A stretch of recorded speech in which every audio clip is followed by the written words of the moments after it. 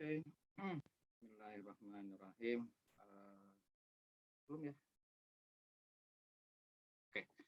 Bismillahirrahmanirrahim. Assalamualaikum warahmatullahi wabarakatuh, teman-teman semua. Bentar. Ini kenapa?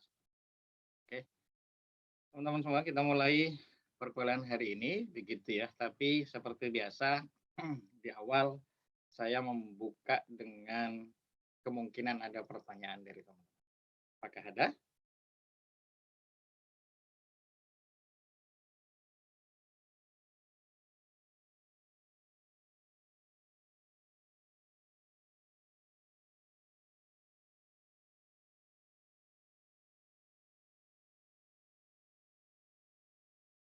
Saya sambil siap-siap untuk share.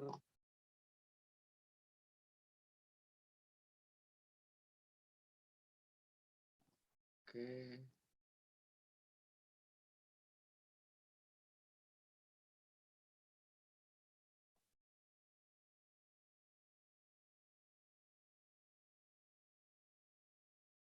Oke.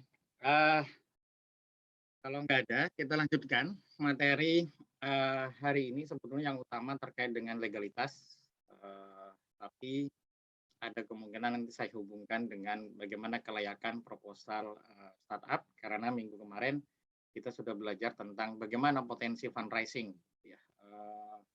Sehingga nanti teman-teman jadi lebih punya bayangan sebetulnya kalau memang ada yang menyusun startup, termasuk ini mengingatkan ke teman-teman semua, saya terbuka kalau memang ada ide startup yang bagus, begitu silahkan disusun benar sampai bisnis plan-nya nanti.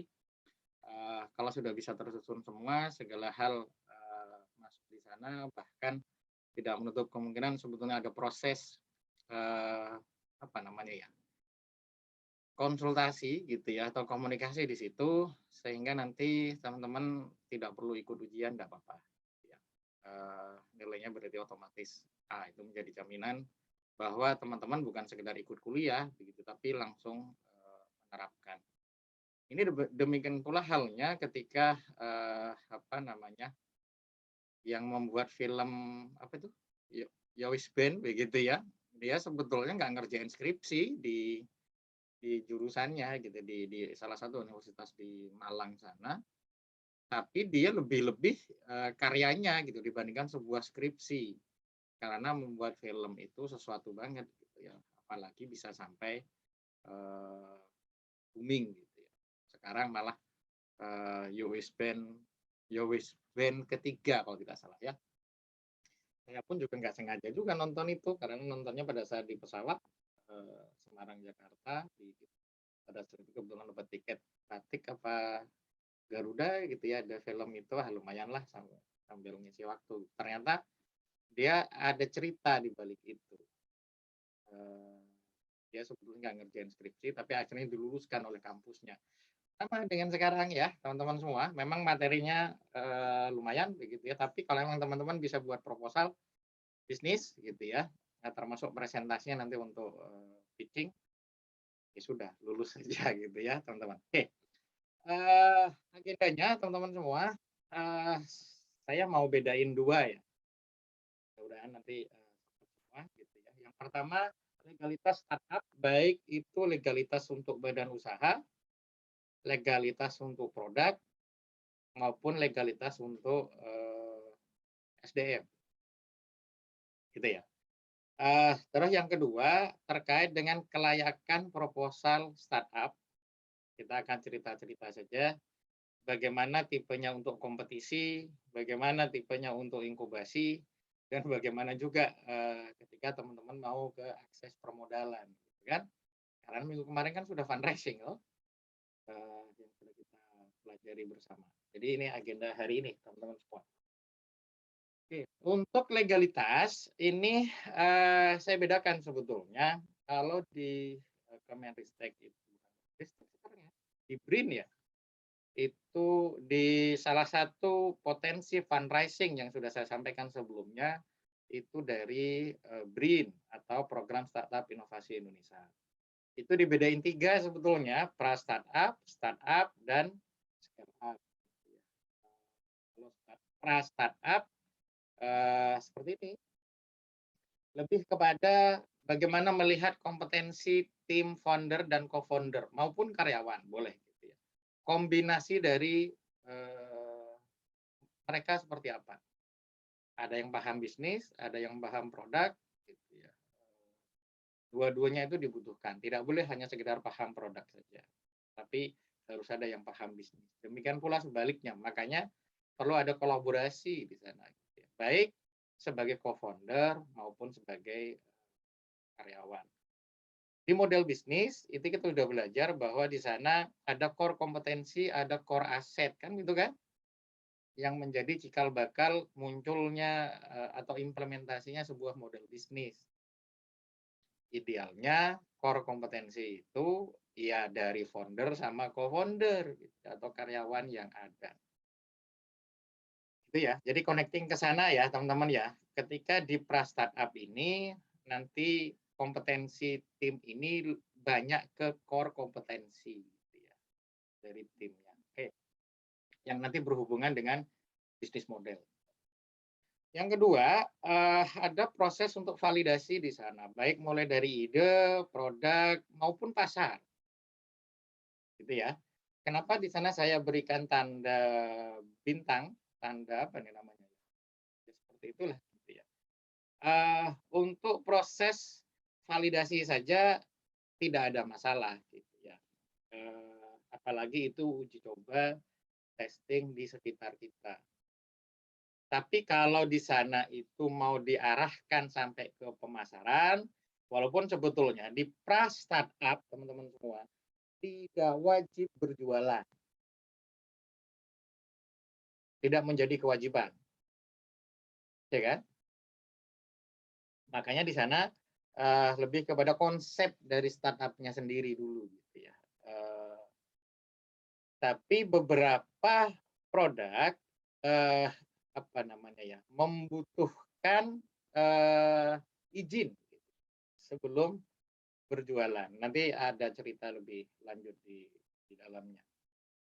Oke, terus kalau di sisi startup ini berarti ada 3 legalitas sebetulnya ya, badan usaha, produk, sama SDM-nya. Di luar nanti tentunya harus ada proses penjualan. Oke, sekarang masuk ke legalitas badan usaha, teman-teman semua. Karena kalau pra startup kan sudah tidak jadi isu.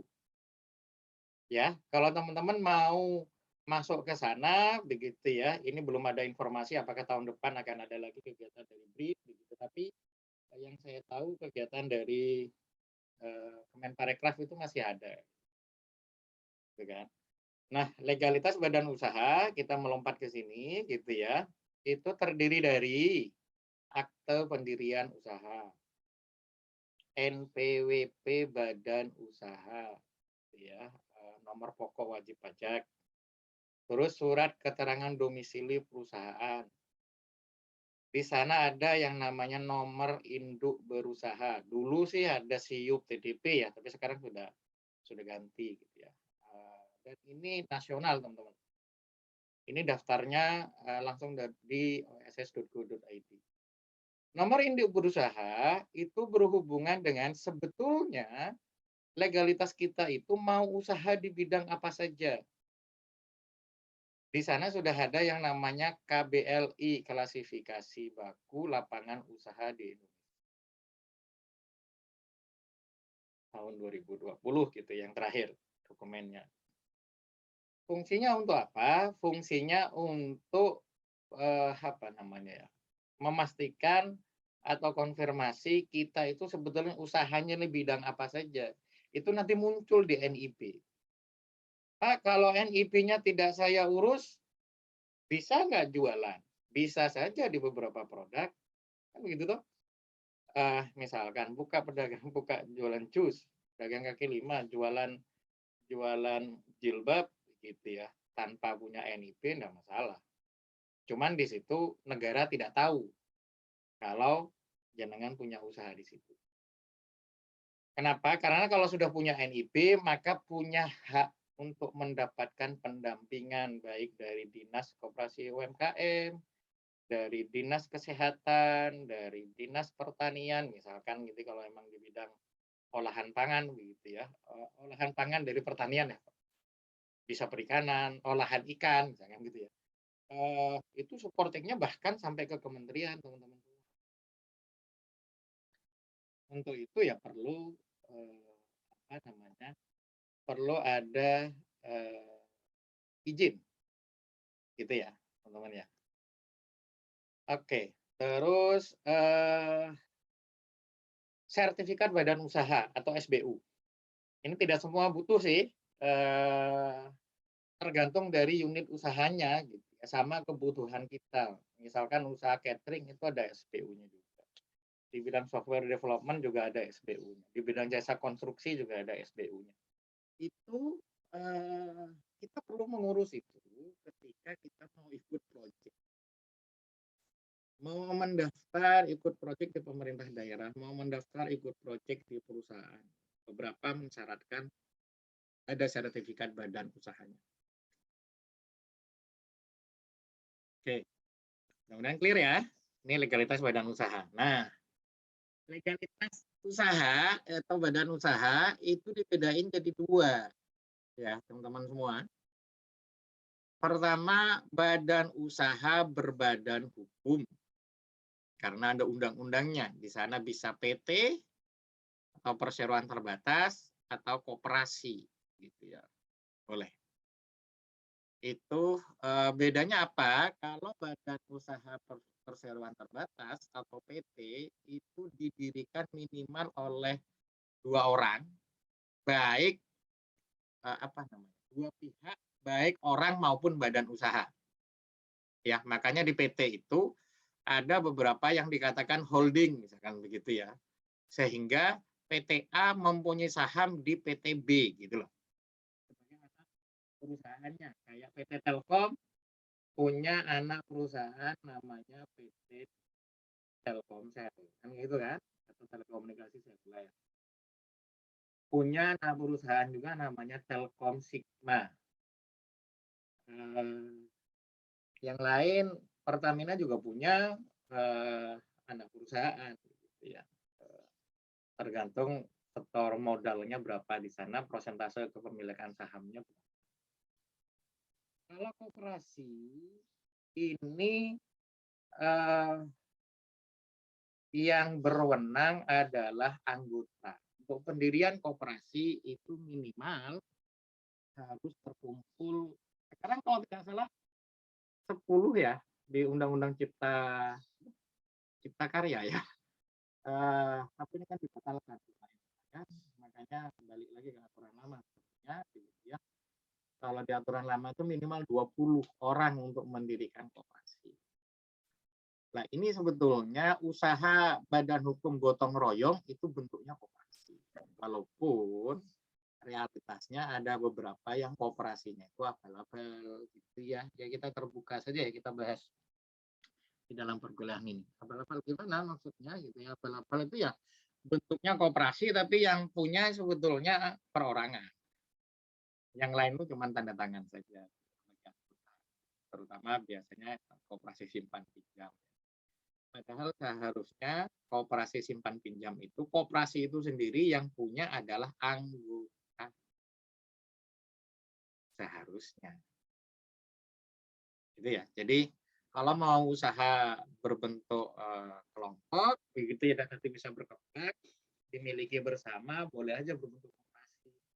Kalau sampai 20 orang, boleh nggak mendirikan PT? Boleh-boleh aja. Yang penting ada kejelasan di sana. Ya, terus badan usaha tidak berbadan hukum. Itu ya. Badan usaha tidak berbadan hukum, contohnya adalah CV gitu ya. Jadi itu tidak berbadan hukum teman-teman semua. Gitu ya. Tidak berbadan hukum itu maksudnya tidak ada undang-undangnya, tapi disebut badan usaha, ya, atau firma. Ya. Oke, kita lanjutkan ya. Apa bedanya kita punya legalitas usaha yang berbadan hukum sama tidak berbadan hukum? Gitu ya. Oke, ini perbedaannya. Saya ambil dari ngertihukum.id. Kalau badan usaha berbadan hukum, subjeknya adalah badan usaha itu sendiri. Kalau CV, begitu seringnya CV ya atau firma lah. Seringnya CV sih yang ini. Subjek hukumnya adalah orang-orang yang menjadi pengurus badan usaha itu. Sehingga kalau di badan usaha, badan hukum, harta kekayaan badan usaha terpisah dari harta kekayaan pribadi para pengurus ataupun anggotanya. Sedangkan badan usaha yang bukan berbadan hukum, harta kekayaan badan usaha bersatu dengan harta pribadi. Makanya efeknya ketika terjadi pailit atau kebangkrutan, maka harta badan usaha saja yang disita kalau PT, kan begitu kan? Tapi kalau CV, maka harta pribadi pengurus itu bisa ikut disita oleh negara. Tanggung jawab pemilik badan usaha, begitu ya di PT, sesuai dengan prosentase kepemilikan saham. Gitu ya. Kalau yang di CV itu pokoknya siapapun yang tertulis di akte di situ tanggung jawab full kan gitu kan? Termasuk harta pribadi kita. Itu yang membedakan. Makanya ketika ada disuruh milih, Pak, mending bikin PT atau CV kan gitu kan? Ya tergantung anggaran yang dimiliki, ya. Kalau mau aman ya bikin PT. Tapi biasanya untuk pendirian PT ya plus minus di angka 5 juta sampai 7 juta lah, tergantung apa namanya? Tergantung ruang lingkup yang akan diberikan ke notaris. Karena biasanya kalau sampai akte saja biasa 4 juta 5 juta ya. Tapi nanti kita akan ngurus sendiri, ngurus NPWP, ngurus NIB begitu ya, terus ngurus apa namanya? SPU gitu ya. Apakah susah ngurus itu? Enggak juga, cuman dari sisi waktu saja sebetulnya. Ya. Kalau CV seperti ini, teman-teman, persekutuan didirikan oleh minimal 2 orang yang memberikan uang atau barang kepada orang atau beberapa orang yang menjalankan perusahaan. Oke. Bagaimana mengurus legalitas CV ataupun PT, kan gitu ya? Ini dua-duanya sekarang, pertama siapkan nama badan usaha. Alternatif jika tidak disetujui, karena sekarang nama itu harus dipesan, bahkan terakhir itu minimal harus tiga nama. Oh, 3 nama sih? 3 kata. Misalkan saya PT Sinergi Multi Cipta, gitu ya. Itu kan 3 kata. Koperasi juga begitu. Kita kemarin pengen ngurus nama koperasi adalah Koperasi Bintang Juara, gitu, sesuai dengan nama sekolah kita. Ternyata nggak boleh, harus 3 nama. Makanya kita kasih Bintang Juara Sejahtera. Itu koperasi kita. CV pun sekarang juga begitu. Info terakhir saya udah lama nggak ngurus CV ya. Sudah ada persyaratan untuk ada alternatif nama. Biasanya langsung dicekin, bisa sih, tapi kalau kita janjian sama notaris, Pak, tolong dicekin nama ya, kita nyiapin 3 nama, peringkat 1, 2, 3. Nanti kalau peringkat 1 sudah disetujui ya, maka peringkat 1 yang dipakai. Kalau enggak ya ambil yang kedua. Oke, terus yang kedua, surat keterangan domisili perusahaan. Lah ini harus menyebutkan nama perusahaannya. PT apa, gitu, atau CV apa. Makanya sebelum ngurus surat keterangan domisili perusahaan, ini harus ngurus dulu, gitu ya, kepastian namanya apa. Kan begitu. Kalau tidak ada kepastian, nanti malah beda, ngulang lagi ngurus surat keterangan domisili perusahaan. Surat keterangan domisili perusahaan ini nanti akan ada hubungannya dengan pengurusan NPWP, teman-teman. Ya, biasanya di akta itu cuma disebutkan didirikan di kota Semarang, gitu ya, bisa membuka cabang di seluruh Indonesia, biasanya cuma begitu. Tapi surat keterangan domisili itu nanti menjadi dasar pembuatan NPWP. Pada saat pembuatan NPWP badan usaha, begitu ya, itu nanti diminta juga ini domisili perusahaannya ini punya pribadi atau punya orang lain. Atau sewa. Kalau sewa diminta menunjukkan surat perjanjian sewa. Kalau punyanya orang lain, selama itu di dalam apa namanya, kalau di luar akte perusahaan, maka akan diminta persyaratan lampiran tambahan sertifikat tanahnya. Dan perlu ada surat pernyataan izin untuk digunakan kantor usaha. Ada kayak gitu, teman-teman. Jadi ya memang lumayan ya, tapi nggak terlalu susah juga sih.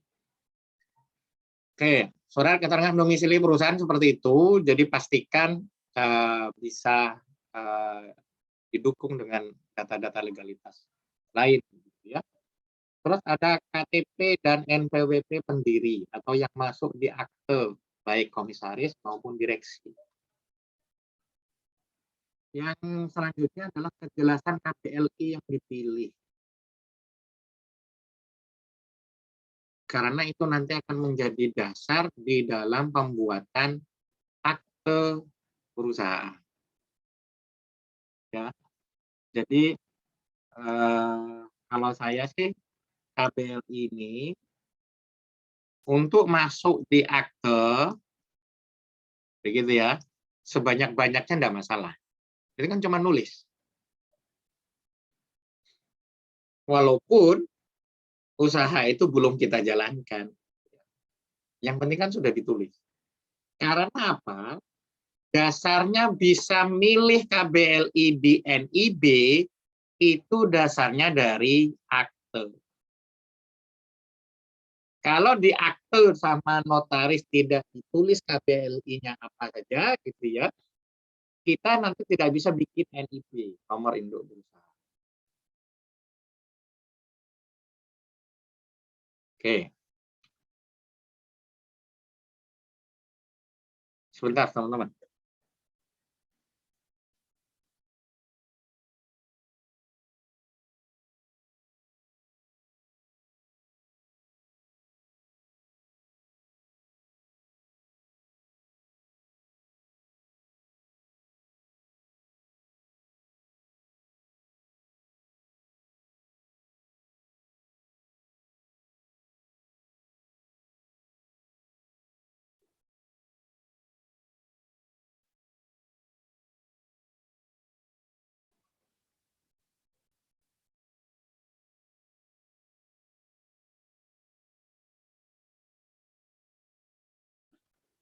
Oke, maaf. Jadi balik lagi ya. Badan usaha itu nanti untuk akte perusahaan, ya kan? Nanti bikin akte, terus pastikan semua KBLI yang diinginkan oleh teman-teman masuk sebanyak-banyaknya. Silahkan, itu tidak ada batasan. Yang penting ditulis semua. Karena apa yang ada di akte KBLI-nya itu nanti menjadi dasar pada saat membuat NIB, nomor induk berusaha. Nah, NIB ini menjadi bukti bahwa kita legal gitu ya, menjalankan usaha di bidang itu. Itu ada cerita ketika tahun kemarin perusahaan saya mau dipakai untuk pengadaan tekstil gitu ya, perdagangan tekstil. Ternyata di akte saya tidak ada. Akhirnya tidak bisa dipakai gitu karena tender di pemerintah. Bukan tender sih, apa namanya? PL ya, pengadaan langsung. Tapi nggak bisa, akhirnya kita pakai bendera lain.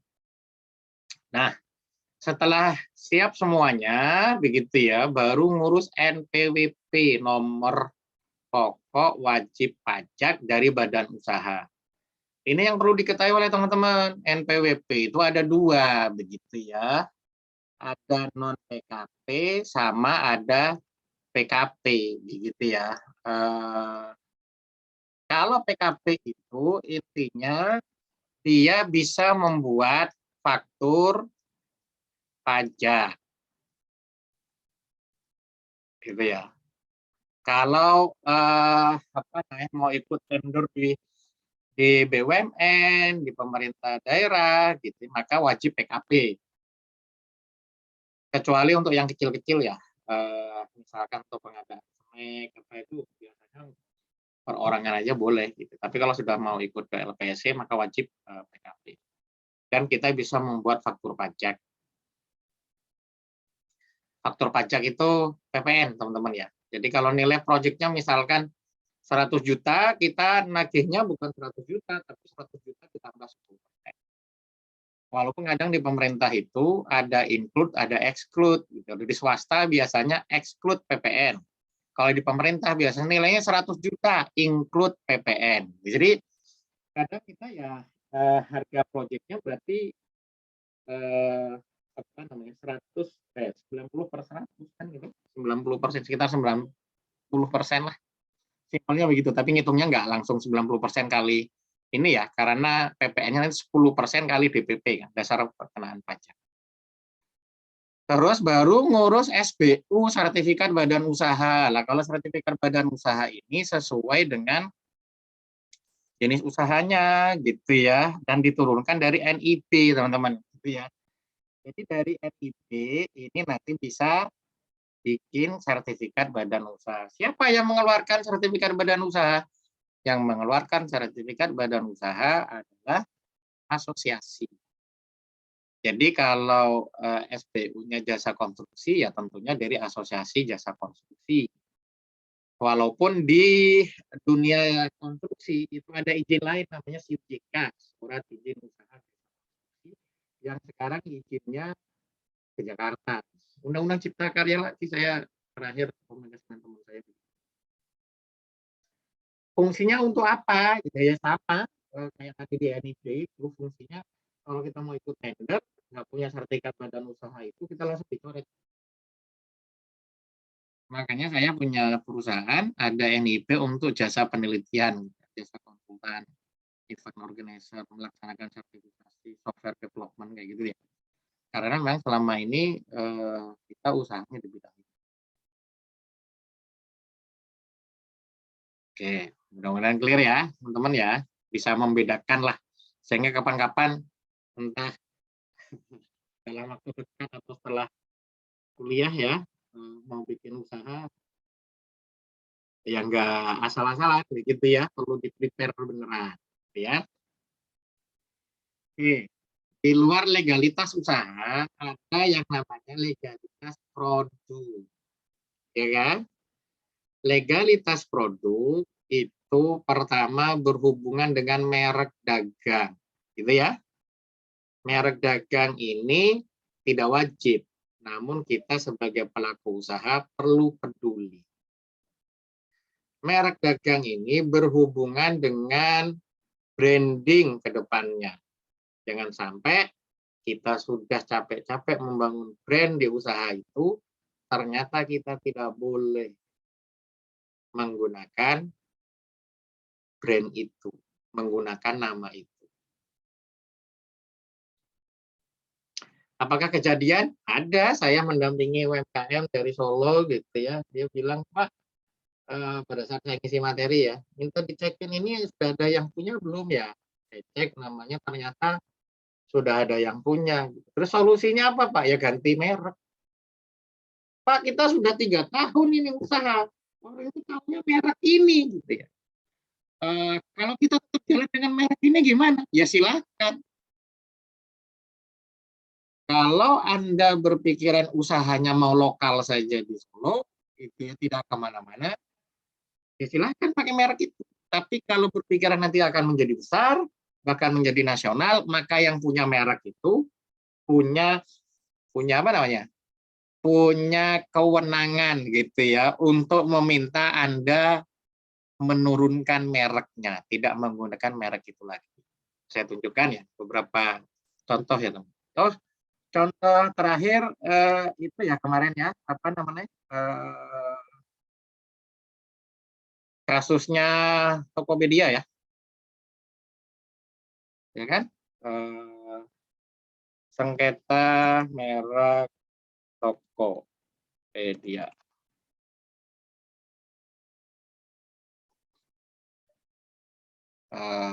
Saya share nih.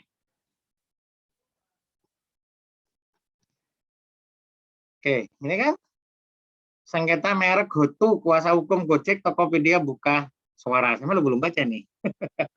Gitu ya.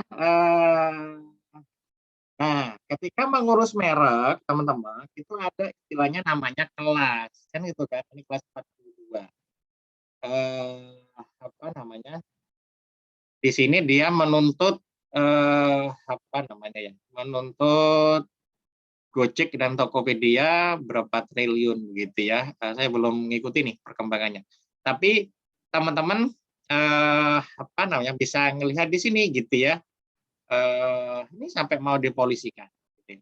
Makanya saya sampaikan tadi ketika saya pendampingan di Solo, kalau Anda berpikiran hanya lokal saja, ya sudah, gitu ya, nggak usah ribet-ribet kan. Gitu. Ini atas nama GoTo di kelas 42 tanggal 10 Maret 2020 gitu ya. Nah, kalau mau lihat teman-teman, sampai digugat 2 triliun kan. Kalau mau lihat teman-teman di sini merek gitu ya, pdki indonesia.dkip.go.id gitu ya. GoTo kita lihat. Benar nggak sih gitu ya? Oh iya, ini ada kode kelasnya. Ya kan? Merek itu ada kode kelasnya. Ini kode kelas 9, kode kelas 38, kode kelas 35, 39, 36, 42. Ini yang dipermasalahkan di sini kan? Kita lihat siapa yang punya merek GoTo dengan kelas 42. Nah, ini dia. Nah, waduh, ditulis semua sama dia. PT Aplikasi Karya Anak Bangsa. Loh,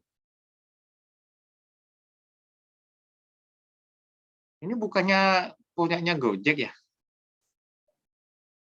PT Aplikasi Karya Anak Bangsa ini. Kayaknya loh ya. Berarti kalau Kemenkumham sudah menurunkan ini, berarti ya tidak ada yang salah berarti seharusnya. Bisa jadi kalah si siapa namanya? Yang PT tadi kok bilangnya ini ya, apa namanya? Dia punya merek di tahun 2020.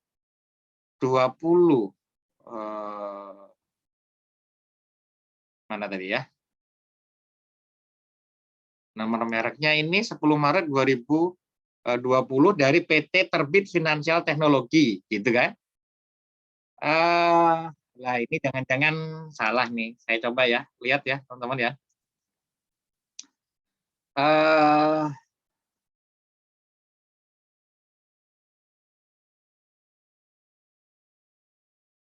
Oh salah dia. Jangan-jangan dia hak cipta sebetulnya ya. Oh nggak muncul. Oke, tapi sudah ini untuk pembelajaran aja ya teman-teman ya. Bahwa ini sebetulnya salah kamar berarti kalau sampai nuntut, karena saya lihat tadi di kelas 42 begitu ya GoTo itu yang punya PT mana tadi? PT Karya Anak Bangsa, yang saya tahu ini punyanya Gojek sih sebetulnya. Dan ini sudah diurus di bulan Maret 2021. Wah, hebat sekali nih. Ngurusnya 5 Maret, 6 Maret sudah dimulai perlindungan. Wow, istimewa nih. Karena biasanya apa namanya? Oh, tapi ini ada statusnya ya. Menunggu tanggapan substantif atas penolakan. Oh, berarti belum belum terdaftar ini teman-teman. Berarti ini masih bermasalah ya memangnya.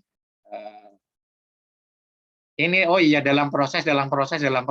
Kalau mau ini yang terdaftar teman-teman kalau mau ngelihat ini sama kayak merek saya begitu ya.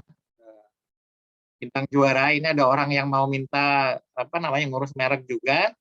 Bintang Juara ini ditolak begitulah ini tempat saya. Bintang Juara begitu ya.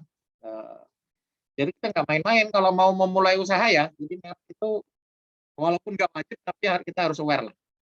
Daripada nanti kita udah capek-capek bangun brand, ternyata kita disuruh nutup namanya gitu ya. Ini kita dari 2017 gitu ya. 2014 deh. Kenapa pendaftarannya 2017 ya? Karena butuh 3 tahun kan. Bayangkan teman-teman. Apa namanya? Di sini pengumumannya di 2017. Jadi udah didaftar gitu ya. Kalau sudah kayak ini berarti aman. Ini sertifikat mereknya kalau tidak salah ya.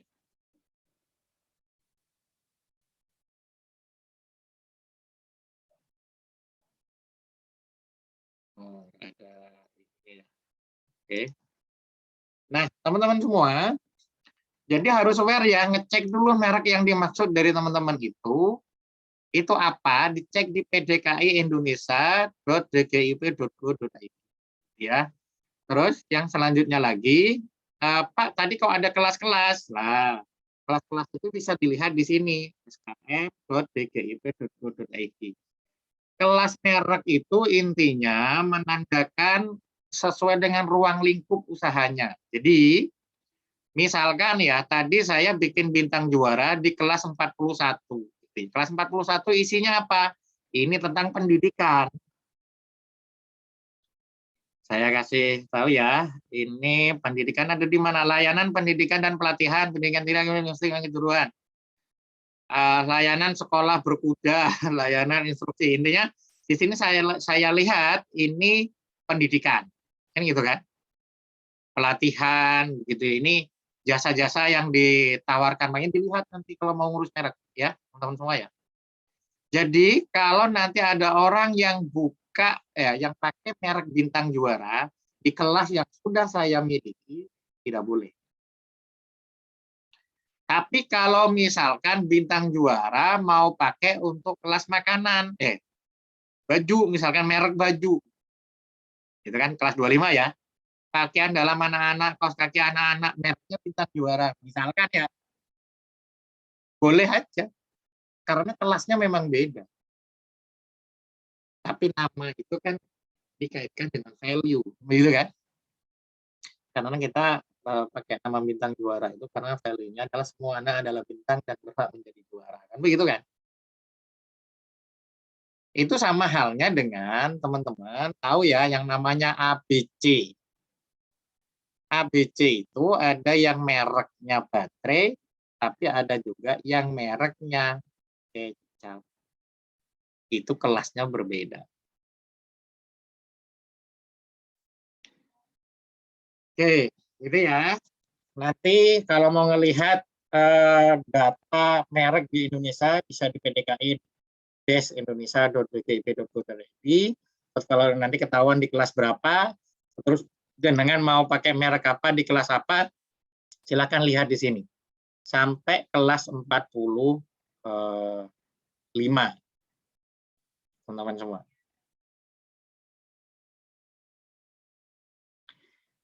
Oke, ada yang mau ditanyakan?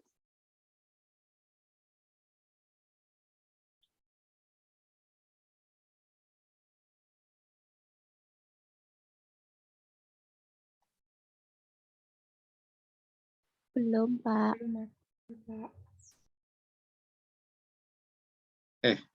Salah. Mana wis?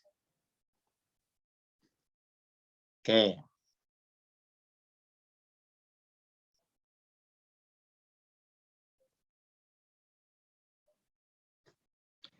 Oke, gitu ya, teman-teman ya. Merek dagang. Jadi itu harus hati-hati.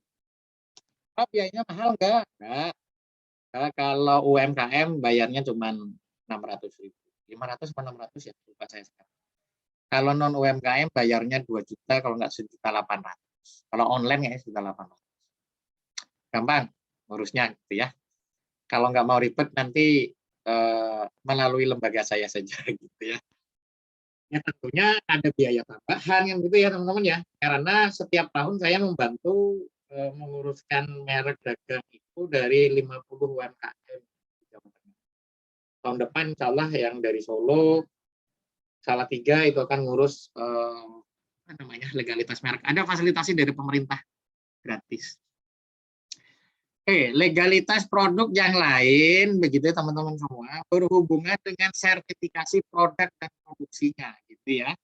Ada PIRT kalau itu berhubungan dengan misalkan industri rumah tangga. Ngurusnya kemana? Ini biasanya ke dinas kesehatan. Atau sertifikat halal kalau makanan. Kan gitu toh? Kalau bukan makanan kan nggak perlu. Gitu ya. Atau izin HO. Izin HO itu biasanya terkaitannya dengan izin produksi. Gitu. Apa namanya? Singkatannya kok saya lupa ya. Izin HO itu ada tanda tangan orang sekitar gitu ya. Izin gangguan. Kan ada beberapa tempat yang nggak boleh untuk usaha tertentu. Misalkan kita mau buka usaha ternak ayam, itu nggak boleh di perkampungan karena akan bau. Kan itu kan? Makanya untuk izin usaha ternak ayam diminta izin HO-nya. Harus ada tanda tangan sekitar. Pak, kalau udah ada tanda tangan sekitar, pasti keluar nggak izinnya? Belum tentu. Kan gitu kan? Karena nanti akan dilihat peruntukannya dari peta pemanfaatan lahan dari pemerintah. Oke, terus yang lain berhubungan dengan izin pemasaran. Ini biasanya untuk produk-produk, begitu ya, obat dan makanan yang pengen naik, namanya ya, naik pangkat, begitu ya. Oh ya, di produksi itu ada juga yang perizinan yang saya lupa singkatannya HACCP atau apa gitu ya. Itu sertifikasi produksi ya, bahwa sudah higienis begini-begini nih kayak gitu.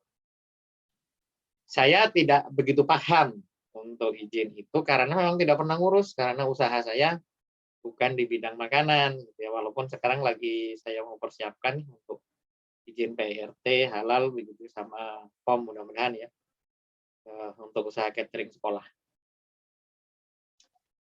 Begitu teman-teman, itu ya. Misalkan POM itu wajib untuk beberapa produk. Kalau makanan tidak wajib, keripik gitu ya tidak wajib. Tapi makanan yang frozen food itu wajib.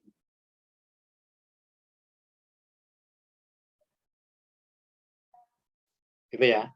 Pak kok sampai ngomong kayak gini sih gitu ya. Startup apa yang berhubungan dengan ini saya lupa udah pernah menunjukkan atau belum ya. Tapi ini menjadi model bisnis yang menarik gitu ya.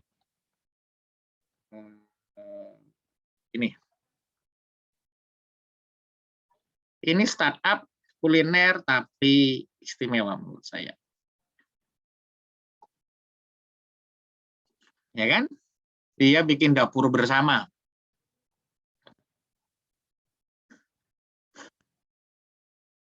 Dia sudah buka di mana nih? Yummy Kitchen gitu ya.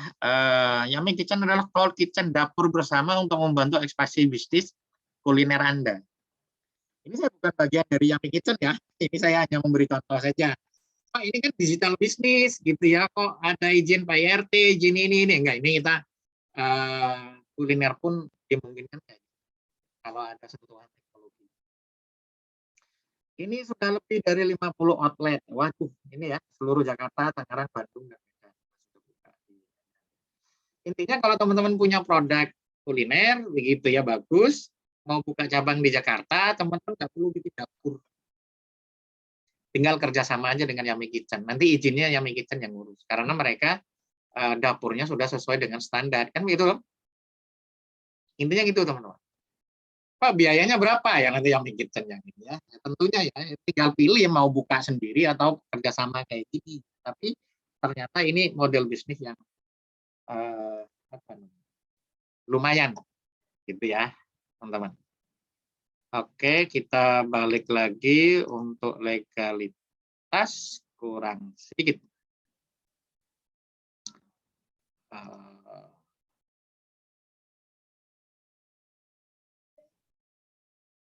Nah ya, oke, sedikit lagi teman-teman.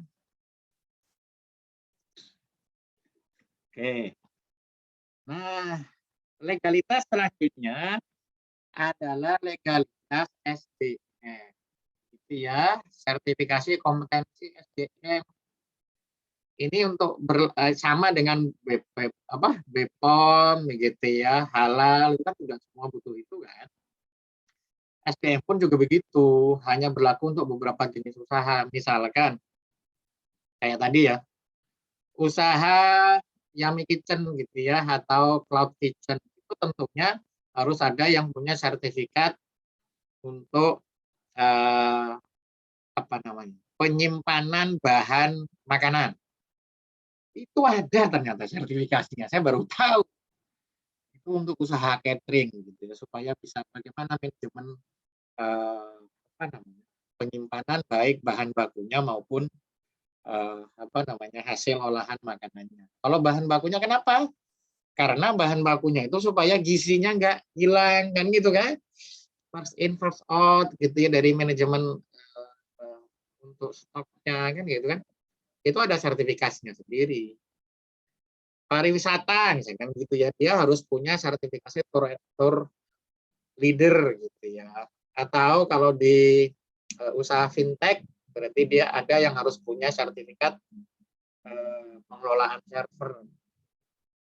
Itu tergantung jenis usahanya, teman-teman. Ya, itu untuk mengamankan sebetulnya dari pemerintah supaya usahanya itu nggak asal-asalan. Yang namanya sertifikasi tidak ada hubungannya dengan pendidikan. Ya, misalkan saya mau buka pelatihan ISPU, ya, manajemen mutu. Saya orang teknik, gitu ya, bukan orang manajemen kan. Tapi kalau saya punya sertifikat untuk ISO, berarti saya punya kewenangan untuk memberikan pelatihan. Gitu. Atau misalkan saya orang teknik, gitu ya, atau teman-teman nih, gitu ya, dari akuntansi, gitu ya, pengen buka usaha di bidang kuliner, dengan usaha bidang catering, ternyata di situ teman-teman bisa langsung ambil sertifikasi untuk pengelolaan produksi. Nggak ada hubungannya sertifikasi dengan pendidikan. Ya, tapi biasanya pendidikan itu mendukung. Jadi misalkan sertifikasi untuk pengolahan makanan, itu materinya pada saat kuliah di Jasa Boga atau sekolah di Jasa Boga itu sudah ada. Sudah dapat. Yang di luar bisa nggak Pak ikut kursus? Bisa. Makanya sekarang ada program Kampus Merdeka kan, itu sudah bagus banget tuh. Peluang bagi teman-teman kan gitu kan untuk kuliah di jurusan lain dengan kompetensi yang mungkin menurut jenengan butuhkan gitu ya. Tidak perlu jadi expert gitu ya, tapi paling tidak paham gitu ya. Oke, teman-teman semua, saya rasa pagi ini sampai legalitas saja begitu ya, barangkali ada yang mau ditanyakan, silakan.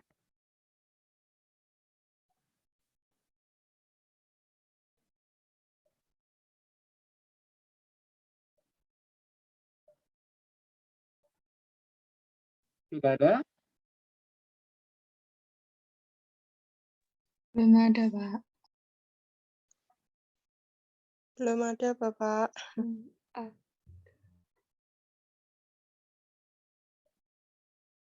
Oke, kita respect ya, teman-teman semua. Hari ini kita sudah belajar tentang legalitas untuk startup, gitu ya.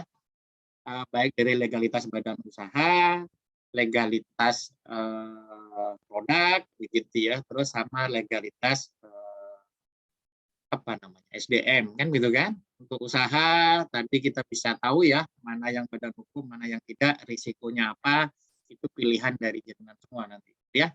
Tergantung kita yang mau buka usaha. Kalau kaitan dengan legalitas produk itu tergantung produknya apa gitu ya. Ada beberapa yang diwajibkan, ada beberapa yang sunnah. Dan satu catatan dari saya kaitannya dengan legalitas merek tadi gitu ya, saran saya ya biar kita tidak salah langkah ya, urus dulu mereknya gitu ya, mau bayar 2 juta dulu atau bayar 500.000 tapi kita harus bikin surat keterangan UMKM ke Dinas Koperasi dan UMKM Kabupaten setempat begitu ya. Itu seharusnya tidak menjadi masalah bagi orang yang memang punya niatan untuk membangun usaha. Makanya merek itu kan nggak berubah-ubah begitu. Jadi harus dipikirkan sejak awal, dipikirkan sejak apa namanya, memulai usaha itu. Itu ya legalitas SDM juga tergantung dari usahanya apa, tapi pada dasarnya teman-teman punya apa namanya, tahu gitu ya di beberapa usaha itu butuh itu. Seperti jasa konstruksi itu harus punya sertifikat keahlian bahasanya SKA ya. Elektro untuk instalasi listrik bahkan tidak boleh orang yang apa namanya punya sertifikat keahlian dasar begitu ya, terus bikin jadi tenaga ahli untuk instalasi listrik gedung 5 lantai misalkan. Itu nggak boleh. Ada persyaratannya harus utama gitu ya. Biasanya kan dasar, madya, utama. Kenapa? Karena itu berhubungan dengan nyawa, apalagi kalau instalasi apa namanya mechanical electrical di rumah sakit. Waduh, itu sertifikasinya menjadi hal yang wajib begitu ya, bahkan ada pengawas gitu ya. Karena kan instalasi di rumah sakit kalau sampai konslet, apalagi kalau itu untuk alat-alat yang apa namanya